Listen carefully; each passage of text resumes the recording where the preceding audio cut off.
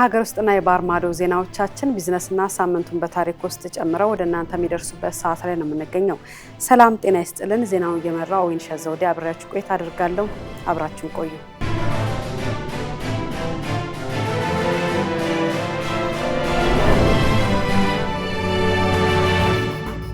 የኢትዮጵያ ብሔራዊ ምርጫ ቦርድ ለሰባተኛው ጠቅላላ ምርጫ በልዩ ሁኔታ የሚመዘገቡ መራጮች ምዝገባ ማካሄድ ጀመረ።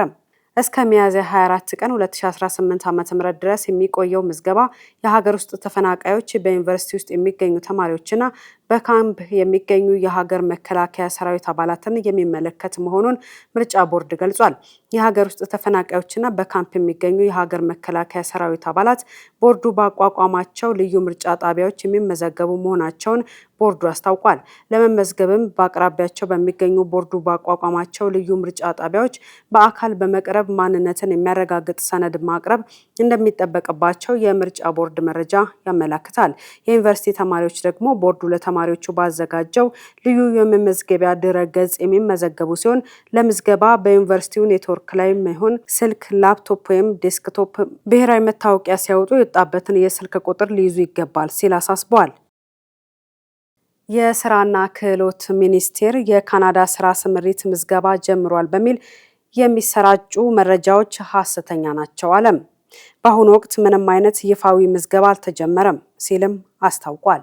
ለዝርዝሩ አናውል ተስፋ። የስራና ክህሎት ሚኒስቴር ከፊውቸር ፊት ኢንተርናሽናል እና ከካናዳ ኤምባሲ ጋር በመተባበር ዜጎችን አሰልጥኖ ወደ ካናዳ ለመላክ የሚያስችል ስምምነት ሚያዝያ 1 ቀን 2018 ዓ.ም መፈራረሙ ይታወሳል። ይህን ተከትሎ አንዳንድ ህገወጥ አካላት የተለያዩ አሳሳች መረጃዎችን በማህበራዊ ትስስር ገጻቸው እያሰራጩና ዜጎችን ለማጭበርበር እየሞከሩ መሆኑን ደርሼበታለሁ ሲል ሚኒስቴሩ አስታውቋል። እነዚህ አካላት ሰው ሰራሽ አስተውሎትን በመጠቀም የተፈበረኩ አሳሳች ምስሎችና ቪዲዮዎችን በመጠቀም ምዝገባ ተጀምሯል የሚሉ ሐሰተኛ መረጃዎችን በመልቀቅ በግል ስልክ ቁጥራቸው ደውሉ በማለት ዜጎችን ለኢኮኖሚያዊ ብዝበዛ በመጋበዝ ማህበረሰቡን የማደናገር ተግባር እየፈጸሙ መሆኑን አመላክቷል። በሚኒስቴሩ ስም የሚሰሩ እነዚህ መሰል ዜጎችን አሰልጥኖ ወደ ካናዳ መላክ ተጀምሯል የሚሉ ማስታወቂያዎች ሙሉ በሙሉ የማጭበርበር ተግባር ናቸው ሲልም አስታውቋል። በአሁኑ ወቅት ለካናዳ የስራ ስምሪት ምንም አይነት ይፋዊ ምዝገባ እንዳልተጀመረ አስገንዝቧል። በግል ስልክ ቁጥሮች የሚደረጉ ጥሪዎችም ሆነ የሚላኩ አጫጭር መልእክቶች ሚኒስቴሩን አይወክሉም በማለት ጠቁሟል። ለእነዚህ የስራ ስምሪት ምዝገባ ጥሪ የሚደረገው በብሔራዊ ቴሌቪዥንና የራዲዮ ጣቢያዎች እንዲሁም በሚኒስቴሩ ይፋዊ ማረጋገጫ ምልክት ባላቸው ማህበራዊ ትስስር ገጾች ብቻ መሆኑ ሊታወቅ እንደሚገባም ጠቅሷል። ህብረተሰቡም ከዚህ ጋር በተያያዘ ለማያውቁት ወይም በግል ስልክ ቁጥር ለሚደረግ ጥሪ ምላሽ ባለመስጠት በማንኛውም ሁኔታ የገንዘብ ክፍያ ባለመፈጸም ምንጫቸው ያልተረጋገጡ መረጃዎችን በማሰራጨት የጥፋቱ ተባባሪ ባለመሆን ጥንቃቄ ማድረግ እንደሚገባው አሳስበዋል። በተጨማሪም መረጃዎችን ከሚኒስቴሩ ይፋዊ የመገናኛ ዘዴዎች ብቻ በማረጋገጥና አጠራጣሪ እንቅስቃሴዎች ሲመለከቱ ለሚኒስቴር መስሪያ ቤቱና በአቅራቢያ ለሚገኙ የህግ አስከባሪ አካላት በመጠቆም ዜጎች ከዲጂታል ማጭበርበርና ከሐሰተኛ መረጃዎች ራሳቸውን እንዲጠብቁ የስራና ክህሎት ሚኒስቴር አሳስቧል። በኢትዮጵያ የቆዳ ሕክምና አገልግሎት ተደራሽነትን ለማስፋት የዲጂታል ጤና ስትራቴጂ ሚና ከፍተኛ መሆኑ ተነገረ። አምስተኛው የአፍሪካ የቆዳና የባላዘር በሽታዎች ማህበር ጉባኤ በአዲስ አበባ ተካሂዷል። በስብሰባው መክፈቻ ንግግር ያደረጉት የጤና ሚኒስትር ዶክተር መቅደስ ዳባ የቆዳ ሕክምና በሀገሪቱ የጤና ስርዓት ውስጥ ትኩረት ከሰጠባቸው ዘርፎች አንዱ መሆኑን ገልጸዋል። አክለውም የሀገሪቱ የዲጂታል ጤና ስትራቴጂ ከልማት ግቦች ጋር የተጣጣመ መሆኑንና ይህም የክትትል ስርዓትን ለማሻሻል እንዲሁም የአገልግሎት አሰጣጥን ለማጠናከር ፋይዳው የጎላ መሆኑን አስገንዝበዋል። ከአፍሪካ፣ ከአውሮፓ፣ ከአሜሪካ፣ ከእስያና ከአውስትራሊያ የመጡ ስፔሻሊስቶች የተሳተፉበት ይህ ጉባኤ ሳይንሳዊ ልምዶችን ለመለዋወጥና በባለሙያዎች መካከል ጠንካራ ግንኙነት ለመፍጠር እድል እንደሚሰጥ ተመላክቷል። ይህም ለህሙማን የሚሰጠውን አገልግሎት ጥራት ወደ ላቀ ደረጃ ያሸጋግረዋል ተብሎም ይጠበቃል። ነህሚያ የኦቲዝም ማዕከል በኢትዮጵያ ለ14ኛ ጊዜ የተከበረውን የኦቲዝም ግንዛቤ ቀንን በትናንትናው ዕለት አከበረም። በዝግጅቱ ላይ የነህሚያ ኦቲዝም ማዕከል መስራች የሆኑት ራይል አባይነ በህብረተሰቡ ውስጥ ባለው የተሳሳተ የአመለካከት ጫና ምክንያት ወላጆች ልጆቻቸውን ወደ ውጪ ለማውጣት ለማስተማርና ለስራ ለመሰማራት ከፍተኛ ችግር እየገጠማቸው ይገኛል ብለዋል። ሪፖርተራችን ማህሌት ደመላሽ ተከታዩን ዘገባ አጠናክራለች። ነህሚያ የኦቲዝም ማዕከል የ2018 ዓ.ም የኦቲዝም ግንዛቤ ማስጨበጫ መርሃ ግብርን በተለያዩ ዝግጅቶች አከናውኗል። በመርሃ ግብሩ ላይም የነህሚያ ኦቲዝም ማዕከል መስራችና ዋና ስራ አስፈጻሚ የሆኑት ወይዘሮ ራሄል አባይነህ በማህበረሰብ ውስጥ ባለው የተሳሳተ የአመለካከት ጫና ምክንያት ወላጆች ልጆቻቸውን ወደ ውጪ ለማውጣት ለማስተማርና ለስራ ለማሰማራት ከፍተኛ ችግር እየገጠማቸው ይገኛል ብለዋል። የአመለካከት ችግሩ ኦቲዝም ያለባቸው ወገኖችን ብቻ ሳይሆን በዙሪያቸው ያሉ ቤተሰቦችንም ጭምር የሚጎዳ እንደሆነ አመላክተዋል። አክሎም ዝግጅቱ በዋነኝነት በህብረተሰቡ ዘንድ ስለ ኦቲዝም ያለውን ግንዛቤ ለማሳደግ በኦቲዝም የተጠቁ ህጻናት ተገቢውን ድጋፍና እንክብካቤ እንዲያገኙ ለማስገንዘብ ታልሞ መዘጋጀቱን ገልጸዋል። ፈልገሽ ላላመጣሽው ነገር የህብረተሰባችን አመለካከት በጣም ከባድ ነው። ስለዚህ ይሄን አመለካከት መስበር መቻል አለብን። ልጆቻችን ስጦታዎቻችን ናቸው። ልጆቻችንን እኛ ተቀብለን እንደምንኖር ህብረተሰቡ እንዲቀበላቸው የሚገባቸው ነገር እንዲደረግላቸው እንደ ማንኛውም ሰው የመማር፣ የመስራት፣ የማግባት፣ የመውለድ እስከ መጨረሻው እስከ እርጅናቸው ድረስ የሚሄድ አገራዊ ግዴታ አለብን ብዬ አምናለሁ። አክለውም እነዚህን መሰናክሎች ለመቅረፍ የተለያዩ ስራዎች ሊሰሩ እንደሚገባ ጠቁመው ትምህርት ቤቶች፣ የግል ተቋማትና የመገናኛ ብዙሃን ኦቲዝም ያለባቸው ዜጎች በማህበራዊ ህይወት ውስጥ እኩል ተሳትፎ እንዲኖራቸው የበኩላቸውን ኃላፊነት ሊወጡ እንደሚገባ መልእክት አስተላልፈዋል። ለወላጆች እንግዲህ አንዴ እግዚአብሔር እነዚህ ልጆች ሰጥቶናል፣ አንዴ መጥተዋል። ወደ ኋላ ማለት የለብንም። ስጦታችን ናቸው። እንደዚህ ሆኖ ተሰጥተውናል። በምን እንርዳቸው? ሁልጊዜ በህይወታችን እስካለን ድረስ ነው አይደለ? እናትነትሽ እኮ በህይወት እስካለሽ ነው። ስለዚህ ያንን አናጉልባቸው፣ ተስፋ እንቁረጥ፣ እግዚአብሔር ላይ አናጉረምርም። ምክንያቱም ከእግዚአብሔር ጋር መጣላት ዋጋ የለውም። ይሄ እሱ እንደዚህ ሰጥቶኝ ነው ማለት ሳይሆን ተቀብለናቸው ፍቅር ሰተናቸው ይኑሩ፣ በህይወት ደስተኛ ይሁኑልን፣ ሳቃቸው ይናፍቀን፣ ዋጋ እንክፈልላቸው። በቃ እዚህ ወላጅ ቶሎ አክሰፕት አድርጉ። በቃ እንደተነገራችሁ ልጁ ከአመት ከ6 ወር ከ2 አመት በኋላ ቋንቋ ከሌለው የአይን ግንኙነት ከሌለው ስጠሩት ስሙን ሰምቶ ዞር ማይል ከሆነ ቶሎ ወደ ሐኪም ቤት ሂዱት። አሁን ኦቲዝም በጣም ወረርሽኝ ሆኗል። ምንም የሚደበቅ ነገር የለውም። ስለዚህ ቶሎ ከታወቀ ደግሞ ቶሎ መረዳት፣ ቶሎ መድረስ ያለበት ቦታ ይደርሳል። ስለዚህ ቶሎ አክሰፕት አድርጉና ወደ እርምጃ ሂዱ ማለት ፈልጋለሁ። ከውጭ ምንጭ ወዳገኘናቸው መረጃዎቻችን እናልፋለን። የዓለም ጤና ድርጅት ከ5 ዓመት በታች ያሉ ህጻናትን በአካልም ሆነ በከባድ ስድብ መቅጣት የስነ ልቦና ቅጣት ነው ሲል ባወጣው መረጃ አመላከተም። በዚህ እድሜ የህጻናት አእምሮ እጅግ ስስና ለውጥ የሚቀበል በመሆኑ ድብደባና ማስፈራራት አእምሯቸው የፍርሃት ሆርሞኖችን ብቻ እንዲያመነጭ በማድረግ የጭንቀት ሰለባ ያደርጋቸዋል ነው የተባለው። ለዝርዝሩ የፍራታ ጥላውን ከ5 ዓመት በታች ባሉ ህጻናት ላይ የሚፈጸም አካላዊ ድብደባና ስድብ በህጻናት የወደፊት ህይወት ላይ ሊጠገን የማይችል የስነ ልቦና ጠባሳ እየጣለ እንደሚገኝ የዓለም ጤና ድርጅት አስጠንቅቋል። ህጻናት ከሁሉ በላይ ጥበቃና ፍቅር የሚጠብቁት ከወላጆቻቸውና ከአሳዳጊያቸው በመሆኑ በአካላቸው ላይ የሚደርስ ጉዳት ቢሽርም በልጅነት ጊዜ የሚፈጸም ድብደባ ህጻናት ዓለምን እንዳስፈሪና እምነት የማይጣልባት ስፍራ አድርገው እንዲመለከቷት ያደርጋቸዋል። ይህ ድርጊት በተለይም በአንጎል እድገት ወቅት የሚከሰት በመሆኑ ህጻናት ስሜታቸውን መቆጣጠርና ከሰዎች ጋር ጤናማ ግንኙነት የመመስረት አቅማቸውን በእጅጉ ይጎዳዋል። ስለሆነም ድብደባ የሚፈጸምባቸው ህጻናት ለከፍተኛ ፍርሃት፣ ለእንቅልፍ መዛባትና ለጭንቀት የመጋለጥ እድላቸው ከፍተኛ መሆኑም ተመላክቷል። በ5 ዓመት በታች የእድሜ ክልል ውስጥ ያሉ ህጻናት ለሚደርስባቸው ጥቃት ምላሽ የሚሰጡት በማልቀስ፣ ከሰዎች በመሸሽ ወይም በተቃራኒው ከፍተኛ የጥቃት ስሜት በማሳየት ቁጡ በመሆን ሲሆን ይህም ህጻናቱ በትምህርት ቤት ቆይታቸውና በማህበራዊ ግንኙነታቸው ላይ ዝቅተኛ ተሳትፎ እንዲኖራቸው ከማድረጉ ባለፈ ለራሳቸው ያላቸውን ግምት ወይም ሰልፍ ስቲም በእጅጉ ያወርደዋል። እንደ ዓለም ጤና ድርጅት መረጃ መሰረት አካላዊ ቅጣት በህጻናት ላይ ምንም አይነት የባህሪ ለውጥ ወይም ጠቃሚ ውጤት እንደማያመጣና ይልቁንም በልጅነታቸው ድብደባ የተፈጸመባቸው ሰዎች ሲያድጉ ለተለያዩ ሱሶች፣ ለድብርትና ለወንጀል ድርጊቶች የመጋለጥ እድላቸው ከፍተኛ እንደሆነም ተረጋግጧል። በርካታ ህጻናት በወላጆቻቸውና በአሳዳጊዎቻቸው አማካኝነት ለተለያዩ አካላዊና ስነልቦናዊ ጥቃቶች እንደሚጋለጡና ይህም ለስነ አእምሮ ጤና መታወቅ ዋነኛ ምክንያት እየሆነ መምጣቱም ተመላክቷል። በመሆኑም ወላጆችና አሳዳጊዎች አካላዊ ድብደባንና ስድብን እንደ ስነ ምግባር ማስተማሪያ ከመጠቀም ተቆጥበው በምትኩ በውይይት በፍቅርና በአወንታዊ ማበረታቻዎች ላይ የተመሰረተ የአስተዳደግ ዘይቤን መከተል ለህጻናቱ ጤናማ የስነ ልቦና እድገት ወሳኝ መሆኑ የዓለም ጤና ድርጅት አሳስቧል። በዋይት ሀውስ የጋዜጠኞች ራት ግብዣ ፕሮግራም ላይ ጥቃት የፈጸመውን ግለሰብ የተመለከቱ የተለያዩ መረጃዎች እየወጡ ነው። ግለሰቡ በአሜሪካ መንግስት አልባነትን የሚደግፍ አመለካከት ያለው ነው ተብሏል። ሄሮዳይ ንጉሴ ተከታዩን ዘገባ አጠናቅራለች።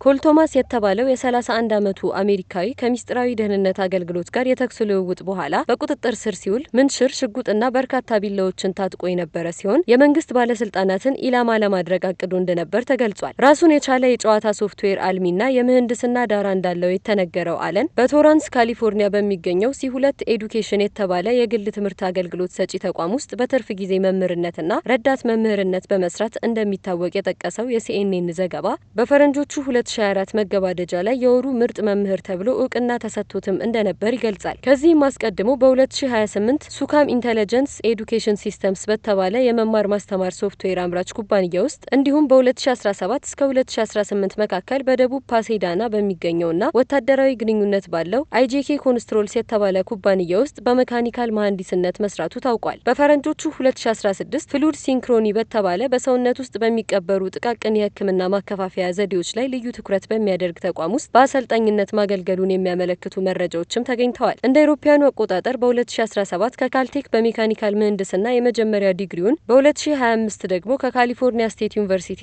ዶሚንጌዝ ሄልስ በኮምፒውተር ሳይንስ የማስተርስ ዲግሪውን ይዟል። ይሄው ጥቃት አድራሽ በ2014 በናሳ ጄት ፕሮፐልሽን ላብራቶሪ የክረምት የምርምር ፕሮግራም ላይ በመሳተፍ በአስትሮፊዚክስ ጥናት ላይ ሰርቷል። አለን እንደ አውሮፓውያን አቆጣጠር በ2024 ለካማላ ሃሪስ የፕሬዝዳንትነት የምርጫ ቅስቀሳ $25 እርዳታ ሰጥቷል። የመንግስት አባልነትን ወይም አናርኪዝምን የሚደግፍ አመለካከት እንዳለው የገለጸው ዘገባው ምንም አይነት የወንጀል ሪከርድ እንደሌለበት ተረጋግጧል ብሏል። ግለሰቡን በቅርብ የሚያውቁት ወዳጆቹ በጣም የተረጋጋ ገርና ሊቅ ሊባል የሚችል ሲሉ ገልጸውታል። ፕሬዝዳንት ትራምፕና መርማሪዎች ድርጊቱን እንደ የተኩላ ጥቃት ሲሉ ገልጸውታል። የግለሰቡን የአእምሮ ጤና አስመልክቶ ተጨማሪ ምርመራዎች እየተካሄዱ መሆኑንም የሲኤንኤን ዘገባ አመላክቷል።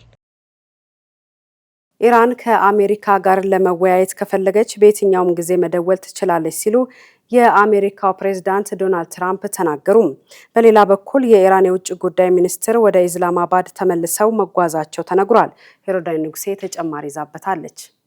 በፎክስ ኒውስ ቴሌቪዥን በሚቀርበው ዘሰንደይ ብሪፊንግ በተባለ ፕሮግራም ላይ ቃለ መጠይቅ ያደረጉት ፕሬዝዳንት ትራምፕ ያልተሳካውን የኢራን አሜሪካ ድርድር አስመልክቶ አሁንም ቢሆን ለንግግር በራችን ክፍት ነው ብለዋል። ኢራን ጦርነቱን ለማቆም ከፈለገች ከኛ ጋር በየትኛውም ሁኔታና አማራጭ መገናኘት ትችላለች ሲሉም ተደምጠዋል። መነጋገር ከፈለጉ ጥሩና ደህንነታቸው የተጠበቀ መስመሮች አሉን፣ ይደውሉልን፣ አሊያም ወደኛ መምጣት ይችላሉ ብለዋል ትራምፕ። እስካሁን ባሉን መጠነኛ ንግግሮች ኢራን ብልህ መሆን ይጠበቅባታል፣ እንደዛ እንድትሆንም አምኛለሁ ሲሉ ተናግረዋል። በሌላ በኩል ባለፈው ቅዳሜ ይካሄዳል ተብሎ ካልተሳካው የኢራን አሜሪካ ድርድር ቀጠሮ በኋላ የኢራን የውጭ ጉዳይ ሚኒስትር አባስ አራክቺ ወደ ፓኪስታን ተመልሰው መጓዛቸው ተዘግቧል። ነገር ግን ይህ የሚኒስትሩ ጉዞ አሜሪካ ከምትፈልገው የኒውክሌር ውይይቶች ጋር ምንም ግንኙነት የለውም ሲል የኢራን መንግስት ልሳኔ የሆነው ታስኒም የዜና ወኪል ዘግቧል። ከዚህ የኒውክሌር አጀንዳ ውጪ ውይይቶችን መቀጠል በሚቻልበትና በጦርነቱ መቋጫ መፍትሄዎች ዙሪያ ከፓኪስታኑ ጠቅላይ ሚኒስትርና ሌሎች ኃላፊዎች ጋር ለመነጋገር ወደ ኢስላማባድ መመለሳቸውን ዘገባው አክሏል። ፕሬዚዳንት ዶናልድ ትራምፕ የኢራንን የኒውክሌር ፕሮግራም አስመልክቶ የያዙትን አጀንዳ መዝጋት ይገባታል ሲሉም ለፓኪስታን አደራዳሪዎች ማሳሰቢያ ሰጥተዋል። ቅዳሜ ዕለት የትራምፕ ልዩ መልእክተኞች ለድርድር ወደ ኢስላማባድ ሊጓዙ ተዘጋጅተው የነበረ ቢሆንም አራክቺ ወደ ኦማን መጓዛቸውን ተከትሎ ጉዞ መሰረዙን አልጀዚራ አስታውሷል።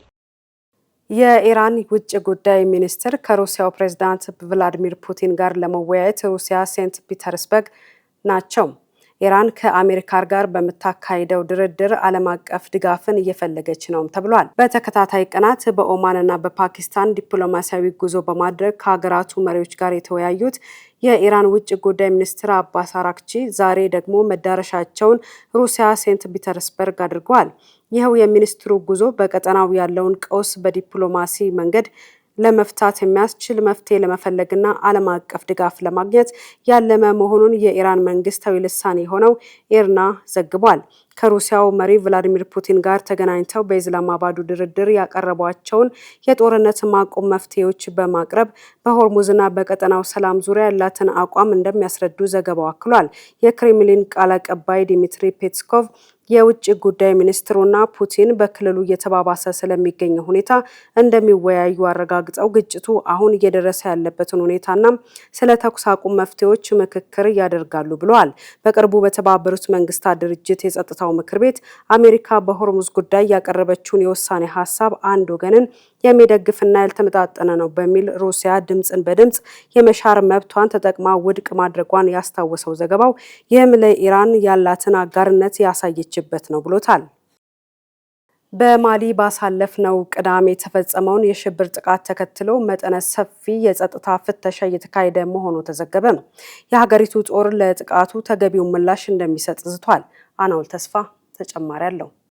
የሀገሪቱ መከላከያ ሚኒስትር ሳዶ ካማራ ባማኮ አቅራቢያ በሚገኘው የመኖሪያ ቤታቸው በአጥፍቶ ጠፊ የመኪና ላይ ቦምብ ተገድለዋል ተብሏል። መከላከያ ሚኒስትሩ የተገደሉት በተቀናጀ መጠነ ሰፊ ጥቃት ነው የሚሉም አሉ። የሀገሪቱ የመንግስት ቴሌቪዥን ሞታቸው ከሰዓታት በተፈጸመባቸው ጥቃት ከቆሰሉ በኋላ ያረጋገጠ ሲሆን የሀገሪቱ ወታደራዊ መሪ ጀነራል አሳሚ ጎይታ በቤታቸው የጥቃት ኢላማ ከሆኑ በኋላ ደህንነቱ ወደ ተጠበቀ ስፍራ ተወስደዋል ተብሏል። ባሳለፍነው ቅዳሜ በማሊ በታጠቁ አሸባሪ ቡድኖች ጥቃት በተፈጸመባቸው ባማኮ፣ በአካቲና በሌሎች አካባቢዎች መጠነ ሰፊ ዘመቻ እየተካሄደ መሆኑን የማሊ የጦር ኃይሎች አስታውቋል። በጥቃቱም ሲቪሎችና ወታደሮችን ጨምሮ 16 ሰዎች የቆሰሉ ሲሆን የደህንነት ኃይሎችም በርካታ አሸባሪዎችን በመግደላቸው በአሁኑ ወቅት ሁኔታውን ሙሉ በሙሉ በቁጥጥር ስር ማዋላቸውን መንግስት ገልጿል። በአሁኑ ወቅት በዋና ከተማዋ ባማኮ እስከ ሚያዝያ 20 የሚቆይ ከምሽቱ 3 ሰዓት እስከ ረፋዱ 12 ሰዓት የሚዘልቅና በጋዎ ክልል ከምሽቱ 1 ሰዓት ተኩል እስከ ረፋዱ 12 ሰዓት የሌሊት የሰዓት እላፊ ገደብ መጣሉን ስፑቲንግ ዘግቧል። ባለስልጣናትም እንደ አስፈላጊነቱ ሁለቱም የእገዳ እርምጃዎች ሊራዘሙ እንደሚችሉም አስጠንቅቀዋል። የማሊ ጦር ባወጣው መግለጫ የቅዳሜው ጥቃት የመልስ ምት ይኖረዋል ብሏል። የጦር ኃይሉ ጠቅላይ መምሪያም እንዳስታወቀው ወታደሮች በኪዳሊ በካቲና በሌሎች አካባቢዎች የሚንቀሳቀሱ የሽብር ጦር ቡድኖችን እያደኑ እንደሚገኙም ዘገባው ጠቁሟል። አሁን ላይ በአገሪቱ ከሰዓት እላፊ ገደብ አንስቶ የደህንነት ጥበቃ ስራዎችን የማጠናከርና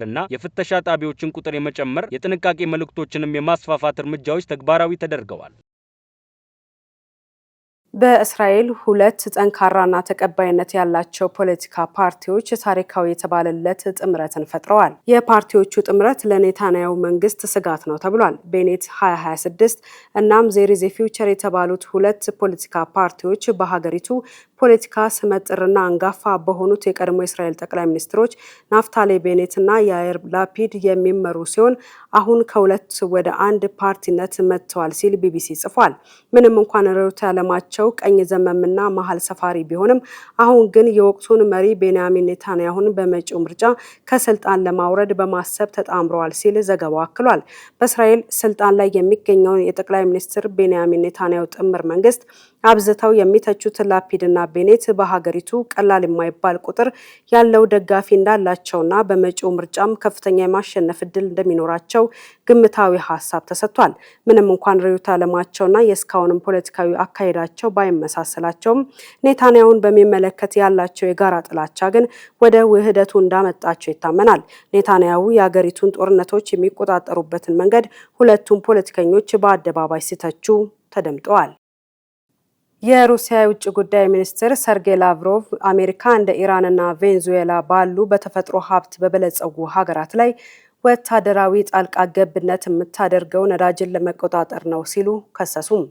ይህም ድርጊት ዓለም አቀፍ ሕግጋትን እያዳከመ ነው ሲሉ አስጠንቅቀዋል። ዝርዝሩ የአናውል ተስፋ ነው። ለሩሲያ ብሔራዊ ቴሌቪዥን በሰጡትና በውጭ ጉዳይ ሚኒስቴር ድረገጽ ላይ በታተመው ቃለ ምልልስ ዋሽንግተን ከምንም በላይ ለራሷ ጥቅም ቅድሚያ እንደምትሰጥ ገልጸዋል። አሜሪካ ማንም ሊያዛት እንደማይችል በይፋ አውጃለች። የምትጨነቀውም ለራሷ ደህንነት ብቻ ሲሆን ያንን ደህንነቷን ለማስጠበቅ ደግሞ አሜሪካውያን የሚፈልጉትን የተፈጥሮ ሀብት ያላቸው ሀገራት መሪዎችን በመፈንቀል መንግስት በአፈና ወይም በግድያ በማስወገድ ለማንኛውም መንገድ ለመጠቀም ዝግጁ ናት ብለዋል። ክለውም አሜሪካ እንደ ኢራንና ቬኔዙዌላ ባሉ ሀገራት የምታደርገው እንቅስቃሴ በግልጽ ከኤነርጂ ፍላጎት ጋር የተያያዘ መሆኑን ገልጸዋል። አሜሪካውያን ባልደረቦቻችን ጉዳዩን ስለ ነዳጅ መሆኑን አይደብቁም። በዓለም አቀፍ የኤነርጂ ገበያዎች ላይ የበላይነትን የመያዝ መርህ አላቸው ሲሉም ተናግረዋል። እንዲህ ያሉ ፖሊሲዎች ዓለም አቀፍ ሕግጋት መፍረሳቸውን የሚያሳዩ መሆናቸውን በመጥቀስ የዓለም አቀፍ ግንኙነት ይበልጥ ጉልበት ያለው ይገዛል በሚል አካሄድ እየተቀረጸ መሆኑን አስጠንቅቀዋል። ከልክ በላይ ፎቶዎቿን ኤዲት ወይም ማስተካከያ በማድረጓ የተነሳ የጠፋችውን ሴት ለማግኘት ፖሊስ መቸገሩን ገለጸም። በሜክሲኮ ውስጥ የጠፉ ሰዎች ለማግኘት ከመጠን በላይ የማህበራዊ ሚዲያ ፎቶዎቻቸውን ኤዲት ስለሚያደርጉም ለማግኘት አስቸጋሪ ያደርጋቸዋል የሚል ሞቅ ያለ ክርክር አስነስቷል።